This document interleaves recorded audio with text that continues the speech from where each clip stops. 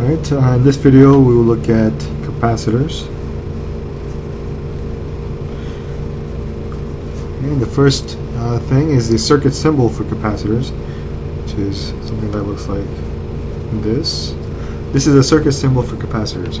And we don't want to confuse this with voltage sources. A voltage source has a symbol that looks like this. In some cases you could draw it like this, with a plus and a minus. Plus minus. This is a voltage source. Here we have this kind of curved line for capacitors. What capacitors do is it holds charge or stores charge, and the charge is then released.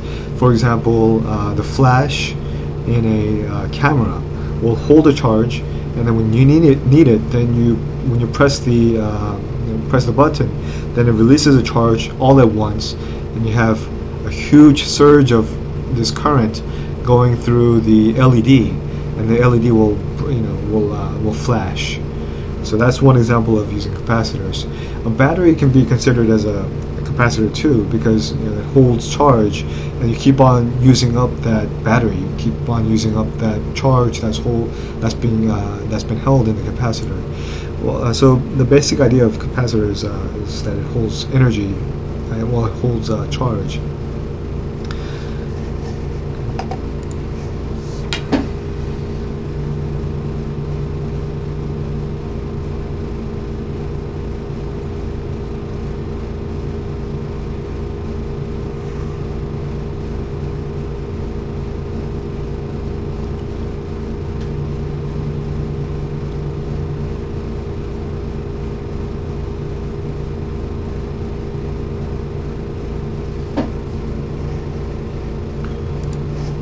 So for capacitors, we use C for capacitors, and the units for this is farads.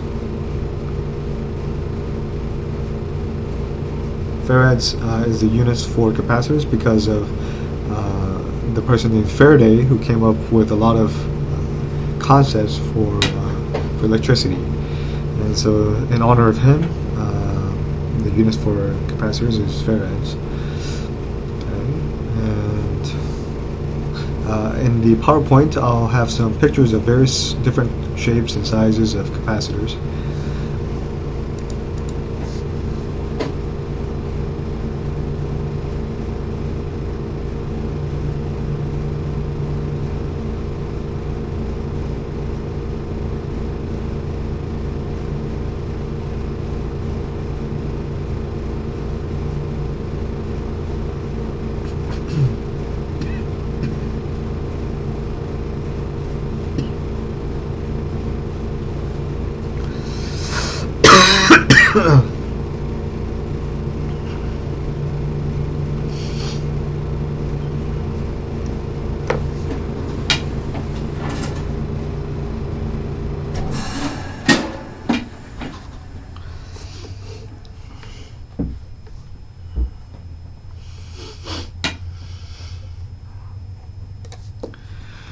For example, you can have a 100 millifarad, or you could have a microfarad.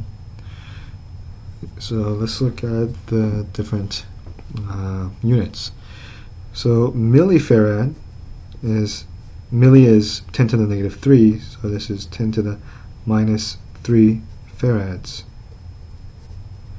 And then microfarad, we use the Greek letter micro, mu, and then microfarad is 10 to the negative 6 farads.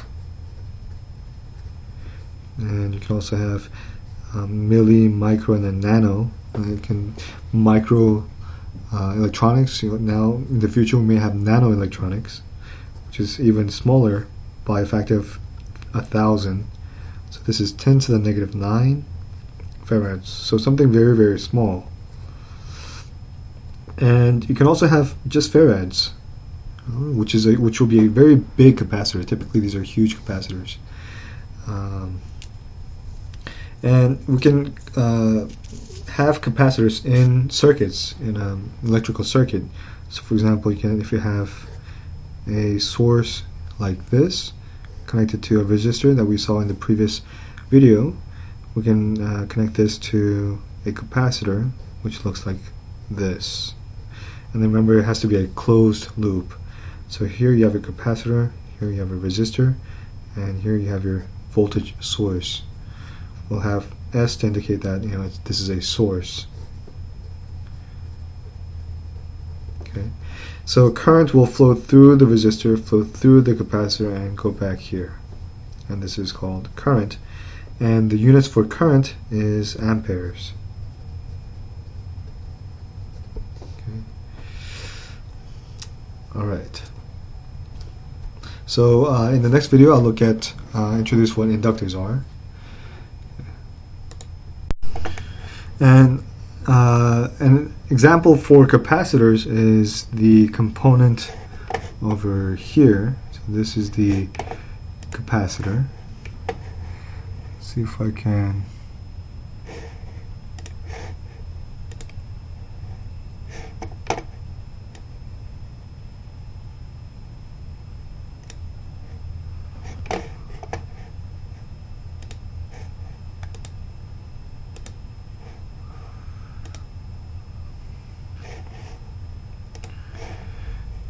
Okay, so we'll make a mark of the capacitor over here. So this is your capacitor. Okay. And this is your LED, and it's the flash for your camera. So you can see that the capacitor is pretty big compared to the other components next to it. So it holds a lot of charge. And as the button for the camera is clicked, then the charge from this capacitor will surge into the LED, and you will have that flash. So that is one of the main applications for the capacitors in here. Capacitors are also used in a lot of other applications. For example, filters. If you want to filter through a certain frequency band compared to other frequencies, then you can use capacitors and inductors. Okay, so we'll look at other electrical components as well.